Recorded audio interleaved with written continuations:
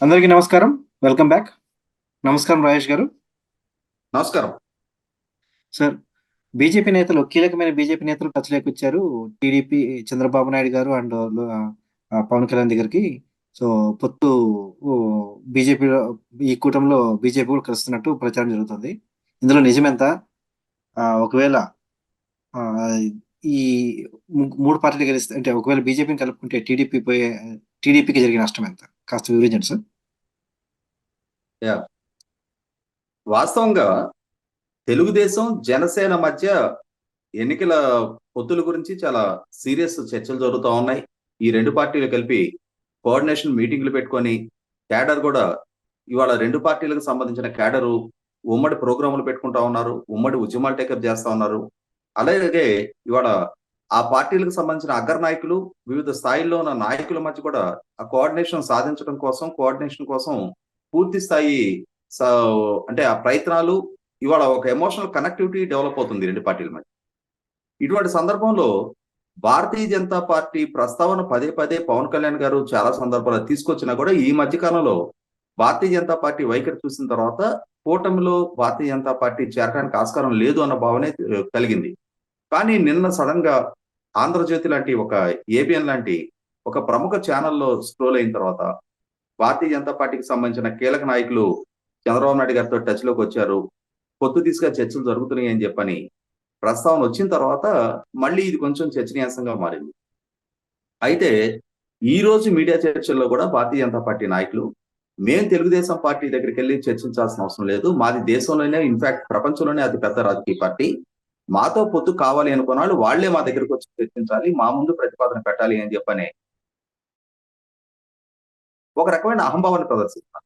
ఎందుకంటే ఇవాళ ఎప్పుడు ఏ పార్టీల మధ్య పొత్తు కలిసినా ఆయా ప్రాంతాల్లో ఉండే రాజకీయ ప్రయోజనాల రీత్యా పొత్తులు కలుస్తాయి తప్ప ఇరు పార్టీల మధ్య ఆ పొత్తు అనేది సుహృద్భావ వాతావరణంలో గౌరవప్రదంగా అంటే ఒక రకంగా ఇచ్చిపుచ్చుకునే ధోరణిలో విన్ విన్ సిచ్యుయేషన్ లో పొత్తులు కలుస్తాయి తప్ప మేము పెద్ద మా దగ్గరికి వచ్చి అనుకోవటానికి ఇదేమో చక్రవర్తులు సామంత రాజ్యాలు కాదు. ఇవాళ ఆంధ్రప్రదేశ్ రాష్ట్రంలో భారతీయ జనతా పార్టీకి ఉన్న స్టేక్ ఎంత అనేది పరిగణలోకి తీసుకోకుండా ఉత్తరాదిలోనో ఇంకో రాష్ట్రంలో వాళ్ళకి బలం ఉంది కాబట్టి అని చెప్పని ఆ బలాన్ని ప్రాతిపదికగా చూపించి ఆంధ్రప్రదేశ్ లో బలంగా ఉన్న రాజకీయ పక్షాలు వాళ్ళ దగ్గరికి వెళ్ళి దాసోహం అనాలి అని చెప్పిన వైఖరి ప్రదర్శించడం 100కి 100 పాళ్ళు అది అహంభావ ధోరణికి ప్రతీక. ఇక్కడ చరిత్ర మర్చిపోయి భారతీయ జనతా పార్టీ నాయకులు మాట్లాడుతున్నారు. ఇవాళ 1996లో వాజ్పేయి గారు లాంటి అత్యున్నత వ్యక్తిత్వం కలిగిన నాయకులు ప్రధానమంత్రిగా ప్రమాణ స్వీకారం చేసిన రోజు కూడా భారతీయ జనతా పార్టీకి జాతీయ స్థాయిలో కనీసము ఏ ఒక్క రాజకీయ పార్టీ కూడా ముందుకొచ్చి మద్దతు తెలపని పక్షంలో వారు 13 రోజుల్లో ప్రధానమంత్రి పదవికి రాజీనామా చేయాల్సి వచ్చింది.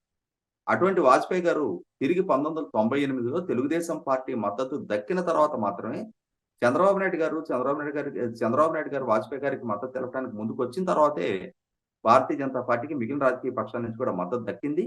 1998 నుంచి 2004 వరకు ఆ కూటమి కొనసాగింది అధికారంలో. ఆ వాస్తవాన్ని విస్మరించి 2014 నాటి పరిస్థితి కూడా ఒకసారి గమనించుకోవాలి. 2014 ఎన్నికలకు ముందు నరేంద్ర మోడీ గారిని Bharatiya Janata party parliamentary board ప్రధానమంత్రి అభ్యర్థిగా ప్రకటించిన తర్వాత దాంతో విభేదించిన నితీష్ కుమార్ గారు ఎన్డీఏ నుంచి బయటకు వెళ్ళిపోవడం జరిగింది. ఆ నేపథ్యంలో నరేంద్ర మోడీ గారికి కూడా కొంత ఆందోళన ఉంది మనసులో. ఎందుకనంటే వారికి గుజరాత్ అల్లర్ల దృష్ట్యా వారికి ఉన్న ఇమేజ్ దృష్ట్యా రేపటి రోజున మళ్ళీ 1996 నాటి పరిస్థితులు పరిణామాలు ఎదురైతే భారతీయ జనతా పార్టీకి సింగిల్ లార్జెస్ట్ పార్టీగా ఎమర్జ్ అయినా కూడా పూర్తి స్థాయి మెజార్టీ దక్కని పక్షంలో తనకున్న ఇమేజ్ దృష్ట్యా సెక్యులర్ భావాలు కలిగిన మిగిలిన రాజకీయ పక్షాల మద్దతు ఇవ్వవేమో. అటువంటప్పుడు ప్రభుత్వ ఏర్పాటు కష్టతరం అవుతుందనే ఉద్దేశంతో నరేంద్ర మోడీ గారు వ్యూహాత్మకంగా రాజకీయ పక్షాలని తనకు అనుకూలంగా మలుచుకోవడంలో భాగంగా తెలుగుదేశం పార్టీ మీదే దృష్టి పెట్టారు. అంటే ఇవాళ భారతీయ జనతా పార్టీ నాయకులు ఏం చెప్తారంటే 2014 ఎన్నికల్లో నరేంద్ర మోడీ గారికి ఉన్న గ్లామర్ దృష్ట్యా తెలుగుదేశం పార్టీ వెంటబడి నరేంద్ర మోడీ గారితోటి సయోధ్య దిశగా ప్రయత్నాలు చేసుకుంది, మా పొత్తు కోసం పాకులాడిందని చెప్తారు. కానీ వాస్తవం ఏంటనేది నేను చెప్తాను ఇప్పుడు. 2012, 13లో చాలా వ్యూహాత్మకంగా పార్లమెంటరీ బోర్డు తనని ప్రధానమంత్రి అభ్యర్థిగా పరిగణలోకి తీసుకోబోతుందన్న సంకేతాలు ఉన్న నరేంద్ర మోడీ గారు వారు 3వ సారి గుజరాత్ ముఖ్యమంత్రిగా ప్రమాణ స్వీకారం చేసిన నాడే ఆ ప్రమాణ స్వీకారానికి తెలుగుదేశం ఎన్డీఏలో భాగస్వామి కాకున్నా, మిత్రపక్షం కాకున్నా కూడా ఎన్టీ రామారావు గారి కుమారుడు అని చెప్పని బాలకృష్ణ గారిని ప్రమాణ స్వీకారానికి ఆహ్వానించడం జరిగింది. ఎందుకు ఆహ్వానించారు? మీతో అలయన్స్ పార్ట్నర్‌గా లేదు. మిత్రపక్షంగా అసలు కానే కాదు. అయినప్పటికీ నరేంద్ర మోడీ గారి గుజరాత్ రాష్ట్ర ముఖ్యమంత్రిగా ప్రమాణ స్వీకారానికి బాలకృష్ణ గారిని, కిషన్ రెడ్డి గారిని స్వయంగా ఇంటికి పంపించి ఎందుకు ఆహ్వానించారు? అది మొట్టమొదట భారతీయ జనతా పార్టీ నాయకులు చెప్పాలి. తెలుగుదేశం పార్టీ ఆ రోజు బాలకృష్ణ గారిని ప్రమాణ స్వీకారానికి హాజరు అవ్వనివ్వకుండా అపోజ్ చేయడం జరిగింది. ఎందుకంటే నరేంద్ర మోడీ గారి కొన్ని ఇమేజ్ దృష్ట్యా ఈ మనకి వాళ్ళకి సఖ్యత లేదు, మిత్రపక్షం కాదు. మీరు ప్రమాణ స్వీకారానికి హాజరు కావద్దని చెప్పిన మీదట బాలకృష్ణ గారు హాజరు కాలేదు. ఆ తర్వాత నరేంద్ర మోడీ గారిని పార్లమెంటరీ పార్టీ బోర్డు ఆయన్ని ప్రధానమంత్రి అభ్యర్థిగా ప్రకటించిన తర్వాత నరేంద్ర మోడీ గారు స్వయంగా వారు ఆ హోదాలో అంటే భారతీయ జనతా పార్టీ ప్రధానమంత్రి అభ్యర్థి హోదాలో మొట్టమొదటిగా పాల్గొన్న సభ హైదరాబాద్ నిజాం కాలేజ్ గ్రౌండ్స్ లో జరిగింది. వారి దేశంలోనే మొట్టమొదటి సభ హాజరైంది హైదరాబాద్ లోనే. ఆ సభకి హాజరవడానికి వచ్చిన రోజు మధ్యాహ్నం పూట పార్క్ హైత్ హోటల్లో మర్యాదపూర్వకంగా సినీ పరిశ్రమకు సంబంధించిన పెద్దలందరూ కూడా నరేంద్ర మోడీ గారిని కలవడం జరిగింది. ఆ కలిసిన సందర్భంగా కూడా నరేంద్ర మోడీ గారు బాలకృష్ణ గారిని పక్కకు తీసుకెళ్లి బాలకృష్ణ గారితో సంభాషించిన సంగతి మీడియాలో రిపోర్ట్ అయింది. అక్కడ హాజరై ఉన్న సినీ పెద్దలందరూ సాక్ష్యున్నారు. అంటే బాలకృష్ణ గారిని మాత్రమే ప్రత్యేకంగా పక్కకు తీసుకెళ్లి ఏం మాట్లాడారు, ఎందుకు మాట్లాడారు, అది భారతీయ జనతా పార్టీ నాయకులు నరేంద్ర మోడీ గారు స్పష్టం చేయాలి. ఎందుకనంటే తెలుగుదేశం పార్టీకి స్నేహస్తం అందించే లక్ష్యంతో జరిగిన ప్రయత్నాలు ఇవన్నీ కూడా. ఆ తర్వాత సాయంత్రం పూట జరిగిన సభలో కూడా ఎన్టీ రామారావు గారు పుట్టిన ఈ గడ్డ మీద నుంచి కాంగ్రెస్ పార్టీకి వ్యతిరేకంగా రాజకీయ శక్తుల పునరీకరణ జరగాలి అని చెప్పని నరేంద్ర మోడీ గారు పిలిపివ్వడం జరిగింది. అంటే ఏ ఉద్దేశంతో ఎన్టీ రామారావు గారు ప్రస్తావన తీసుకొచ్చి రాజకీయ శక్తుల పునరీకరణ పేరిట ఎందుకు ఇచ్చారు పిలుపు? తెలుగుదేశం పాకులాడిందా, భారతీయ జనతా పార్టీ పాకులాడిందా? ఆ తర్వాత అప్పటికి తెలుగుదేశం భారతీయ జనతా పార్టీ మధ్య అలయన్స్ లేదు. ఈ రీసెంట్ గా మనకి మధ్యప్రదేశ్, ఛత్తీస్గఢ్, రాజస్థాన్ ఎన్నికలు జరిగినాయి కదా.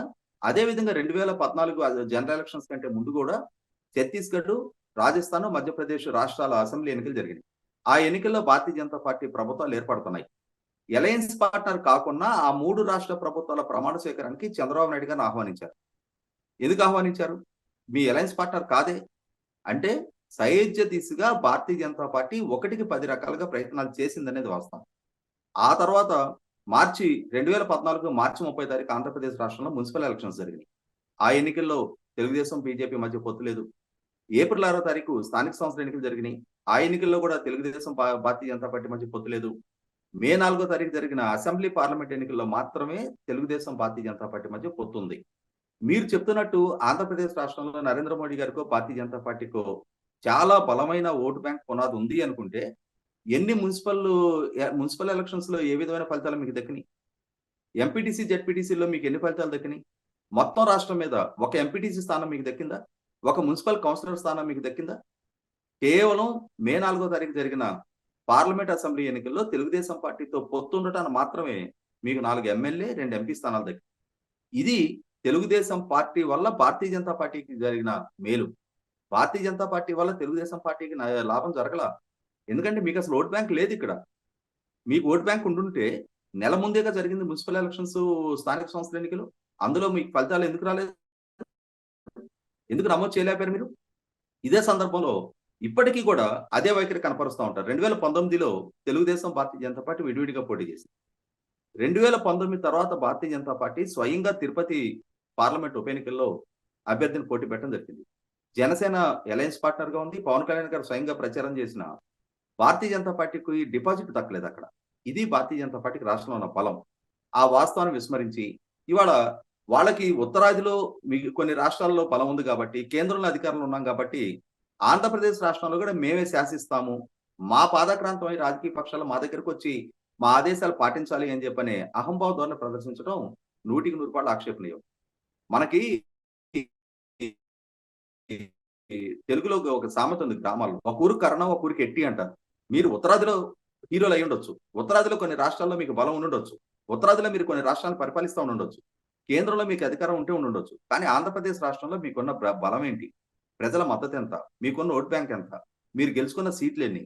వీటి ప్రాతిపదికగా ఇక్కడ నిర్ణయాలు ఉంటాయి తప్ప ఆంధ్రప్రదేశ్ రాష్ట్ర రాజకీయాలు, ఆంధ్రప్రదేశ్ ప్రజల ఓట్ బ్యాంక్ ప్రాతిపదిక ఇక్కడ నిర్ణయాలు అమలు జరుగుతాయి తప్ప, మీరు ఏకపక్షంగా మేము నిర్ణయిస్తాము, మేము నిర్దేశిస్తాము, దాన్ని అందరూ పాటించాలి అని చెప్పానంటే, అది రాజకీయ పక్షాల మీద ఆధిపత్య ధోరణి అవుద్ది. కేవలం మీరు అధికారంలో ఉన్నారు కాబట్టి, వ్యవస్థలు మీ చేతిలో ఉన్నాయి కాబట్టి, పోనీ మీకున్న వ్యవస్థలను అడ్డుపెట్టి, ఆంధ్రప్రదేశ్ రాష్ట్ర ప్రజల ప్రయోజనాల కోసం మీరేమైనా పనిచేస్తున్నారా? జగన్మోహన్ రెడ్డి గారు, ఆయన ఒక అరాచక పాలన, ఆక్రమణల పాలన, అవినీతి పాలన, ప్రకృతి వనరుల లూటీ పాలన, వ్యవస్థల విధ్వంస పాలన, రాష్ట్రానికి భవిష్యత్తు లేని అధోగతి సృష్టిస్తా ఉంటే, ఆర్థికంగా ఇవాళ రాష్ట్రాన్ని దివాలా తీసే పరిస్థితిలో, ఆర్థికంగా క్రమశిక్షణ రాహిత్యం ప్రదర్శిస్తుంటే, కేంద్ర పాలకులు కావండి మీరేం కట్టడి చేసే ప్రయత్నం చేశారు? రాష్ట్రానికి ఏ అండదండలు అందించారు?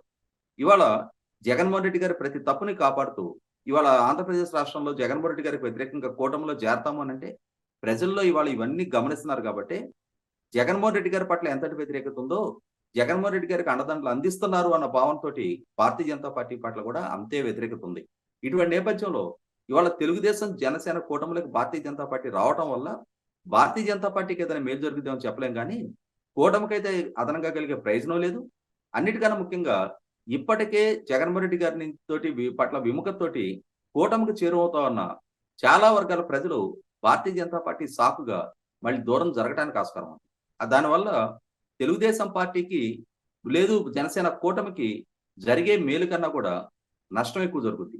ఈ అంశాలు గుర్తించి భారతీయ జనతా పార్టీని కేంద్ర ప్రభుత్వంగా రేపటి రోజున వాళ్ళు అధికారంలో ఉంటే, రాష్ట్రంలో అధికారంలోకి వచ్చిన ప్రభుత్వం వాళ్ళతోటి సుహృద్భావ వాతావరణంలో సైజతోటి రాజకీయాలు చేసుకోవటం వేరు. సరైన సంబంధాలు పెట్టుకొని కేంద్ర రాష్ట్ర ప్రభుత్వాల మధ్య ఘర్షణపూరిత వాతావరణం లేకుండా చూసుకోవటం వేరు.